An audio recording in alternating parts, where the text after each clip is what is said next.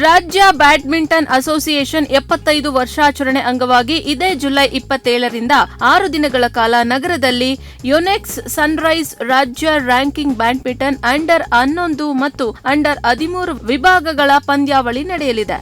Badminton ಪಂದ್ಯಾವಳಿ ಆಯೋಜನೆ ಕುರಿತು ಜಿಲ್ಲಾ ಪತ್ರಿಕಾ ಭವನದಲ್ಲಿ ಸುದ್ದಿಗೋಷ್ಠಿ ನಡೆಸಿ ರಾಜ್ಯ ಬ್ಯಾಡ್ಮಿಂಟನ್ ಅಸೋಸಿಯೇಷನ್ ಅಧ್ಯಕ್ಷರು ಆದ ಮಾಜಿ ಸಚಿವ ಕುಮಾರ್ ಬಂಗಾರಪ್ಪ ಮಾಹಿತಿ ನೀಡಿದ್ದಾರೆ. ರಾಜ್ಯಾದ್ಯಂತ ಸುಮಾರು 600 ಆಟಗಾರರು ಪಂದ್ಯಾವಳಿಯಲ್ಲಿ ಭಾಗವಹಿಸಲಿದ್ದಾರೆ ಎಂದು ತಿಳಿಸಿದ್ದಾರೆ. ಮುಂಬರುವ ಒಲಿಂಪಿಕ್ ಗುರಿ ಇಟ್ಟುಕೊಂಡು ಪ್ರತಿಭಾನ್ವಿತ ಬ್ಯಾಡ್ಮಿಂಟನ್ ಆಟಗಾರರನ್ನು ಗುರುತಿಸಲು ಸಿದ್ಧಪಡಿಸಲು ಈ ಬ್ಯಾಡ್ಮಿಂಟನ್ ಟೂರ್ನಿಮೆಂಟ್ ಉತ್ತಮ ವೇದಿಕೆಯಾಗಲಿದೆ. 6 ಅಂಕಣಗಳಲ್ಲಿ 6 ದಿನಗಳ ಕಾಲ ಪಂದ್ಯಾವಳಿ ನಡೆಯಲಿದೆ. ಆಗಸ್ಟ್ 1ರಂದು ಸಮಾರೋಪ ಸಮಾರಂಭ ಹಮ್ಮಿಕೊಳ್ಳಲಾಗಿದೆ ಎಂದು ತಿಳಿಸಿದರು. 27ರಂದು ತುಮಕೂರು ಬ್ಯಾಡ್ಮಿಂಟನ್ ಅಕಾಡೆಮಿ ಸ್ಥಳದಲ್ಲಿ ಬೆಳಗ್ಗೆ 10:45ಕ್ಕೆ ಸಿದ್ದಗಂಗಾ ಮಠದ ಸಿದ್ದಲಿಂಗ ಸ್ವಾಮೀಜಿಗಳ ದಿವ್ಯ ಸಾನ್ನಿಧ್ಯದ ಸಮಾರಂಭದಲ್ಲಿ ಉಪಮುಖ್ಯಮಂತ್ರಿ ಡಾ ಜಿ ಪರಮೇಶ್ವರ್ ಅವರು ಯೋನೆಕ್ಸ್ ಸನ್ರೈಸ್ ರಾಜ್ಯ ಬ್ಯಾಂಕಿಂಗ್ ಬ್ಯಾಡ್ಮಿಂಟನ್ ಅಂಡರ್ 11 ಮತ್ತು ಅಂಡರ್ 13 ಪಂದ್ಯಾವಳಿ ಉದ್ಘಾಟಿಸುತ್ತಾರೆ. ಅಸೋಸಿಯೇಷನ್ ಅಧ್ಯಕ್ಷ ಕುಮಾರ್ ಬಂಗಾರಪ್ಪ ಅಧ್ಯಕ್ಷತೆ ವಹಿಸಿದರೆ ಕೇಂದ್ರ ಸಚಿವ ವಿ ಸೋಮಣ್ಣ, ಜಿಲ್ಲೆಯ ಎಲ್ಲಾ ಶಾಸಕರು, ವಿಧಾನ ಪರಿಷತ್ ಸದಸ್ಯರು, ಹೆಸರಾಂತ ಕ್ರೀಡಾಪಟುಗಳು ಅತಿಥಿಗಳಾಗಿ ಭಾಗವಹಿಸುವರು ಎಂದು ಕುಮಾರ್ ಬಂಗಾರಪ್ಪ ತಿಳಿಸಿದ್ದಾರೆ. ರಾಜ್ಯ ಚುನಾವಣಾ ಆಯೋಗ ನಡೆಸುತ್ತಿರುವ ಎಸ್ಐಆರ್ನಲ್ಲಿ ತುಮಕೂರು ನಗರ ವಿಧಾನಸಭಾ ಕ್ಷೇತ್ರದಲ್ಲಿ ಜಿಲ್ಲಾಡಳಿತ ಚುನಾವಣಾ ಆಯೋಗದ ಸಹಕಾರದಿಂದ ಉತ್ತಮವಾಗಿ ಮತದಾರರ ನೋಂದಣಿ ನಡೆದಿದ್ದು 99.72% ಮತದಾರರಿಗೆ ಎನ್ಯುಮರೇಷನ್ ಫಾರಂ ಹಂಚುವ ಮೂಲಕ ಬಿಎಲ್ಒಗಳು ಉತ್ತಮ ಕೆಲಸ ಮಾಡಿದ್ದಾರೆ ಎಂದು ಮಾಜಿ ಶಾಸಕ ಡಾ ಎಸ್ ರಫೀಕ್ ಅಹಮದ್ ಶ್ಲಾಘಿಸಿದ್ದಾರೆ. ನಗರದ 7ನೇ ವಾರ್ಡಿನ ಜಿಸಿಆರ್ ಕಾಲೋನಿಯ ಕೆಲ ಬಡಾವಣೆಗಳಿಗೆ ಭೇಟಿ ನೀಡಿ ಎಸ್ಐಆರ್ ಪ್ರಕ್ರಿಯೆ ಕಾರ್ಯವನ್ನು ವೀಕ್ಷಿಸಿದ ನಂತರ ಅಲ್ಲಿನ ಮತದಾರರು ಮತ್ತು ಬಿಎಲ್ಒಗಳಿಂದ ಮಾಹಿತಿ ಪಡೆದ ನಂತರ ಸುದ್ದಿಗಾರರೊಂದಿಗೆ ಮಾತನಾಡಿದ ಅವರು, ಚುನಾವಣಾ ಆಯೋಗದಿಂದ ನೇಮಕವಾಗಿರುವ ಬಿಎಲ್ಒಗಳು ಪ್ರತಿ ಮನೆಗೆ ಭೇಟಿ ನೀಡಿ ಫಾರಂ ನೀಡುವ ಮೂಲಕ ಎಸ್ಐಆರ್ ಪ್ರಕ್ರಿಯೆಗೆ ಒಳ್ಳೆಯ ಸಾಥ್ ನೀಡಿದ್ದಾರೆ ಎಂದರು.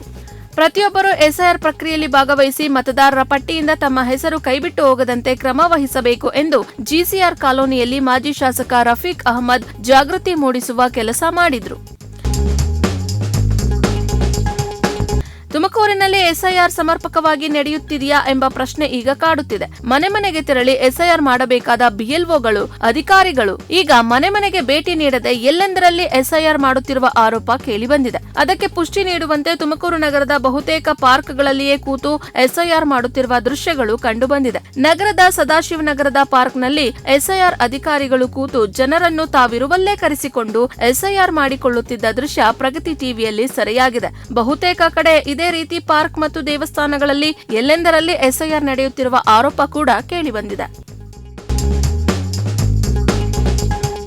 ತುಮಕೂರು ಗ್ರಾಮಾಂತರ ಪೊಲೀಸ್ ಠಾಣಾ ವ್ಯಾಪ್ತಿಯ ಚೋಳಂಬಳ್ಳಿ ಗೇಟ್ ಸಮೀಪ ಓಮಿನಿ ಕಾರು ಹಾಗೂ ದ್ವಿಚಕ್ರ ವಾಹನದ ನಡುವೆ ಭೀಕರ ಅಪಘಾತ ಸಂಭವಿಸಿದ್ದು, ಬೈಕ್ನಲ್ಲಿ ತೆರಳುತ್ತಿದ್ದ ಇಬ್ಬರು ಸಾವನ್ನಪ್ಪಿದ್ದಾರೆ. ಅಪಘಾತದ ಹಿನ್ನೆಲೆಯಲ್ಲಿ ಬೈಕ್ ಪುಡಿಪುಡಿಯಾಗಿದ್ದು, ಬೈಕ್ನಲ್ಲಿ ತೆರಳುತ್ತಿದ್ದ ಅಮ್ಮ ಮಗ ಸ್ಥಳದಲ್ಲೇ ಸಾವನ್ನಪ್ಪಿದ್ದಾರೆ. ಕಾರು ಚಾಲಕ ಪರಾರಿಯಾಗಿದ್ದಾನೆ.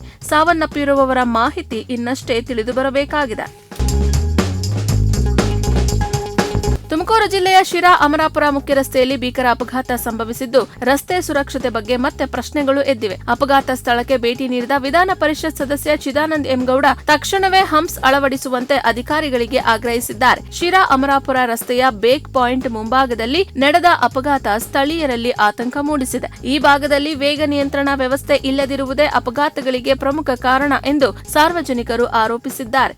ಸ್ಥಳಕ್ಕೆ ಭೇಟಿ ನೀಡಿದ ಚಿದಾನಂದ್ ಎಂಗೌಡ ಈ ರಸ್ತೆಯಲ್ಲಿ ಹಲವು ಬಾರಿ ಅಪಘಾತಗಳು ನಡೆದಿದ್ದರೂ ಅಧಿಕಾರಿಗಳು ಸೂಕ್ತ ಕ್ರಮ ಕೈಗೊಂಡಿಲ್ಲ ಎಂದು ಅಸಮಾಧಾನ ವ್ಯಕ್ತಪಡಿಸಿದರು. ತಕ್ಷಣವೇ ವೇಗರೋಧಕ ಹಂಪ್ಸ್ ಅಳವಡಿಸಬೇಕು, ಇಲ್ಲವಾದರೆ ತಾವೇ ಮುಂದೆ ನಿಂತು ಹಂಪ್ಸ್ ಹಾಕಿಸುವುದಾಗಿ ಹೇಳಿದ ಅವರು ಮುಂದಿನ ಅನಾಹುತಗಳಿಗೆ ಅಧಿಕಾರಿಗಳೇ ಹೊಣೆ ಎಂದು ಎಚ್ಚರಿಕೆ ನೀಡಿದರು.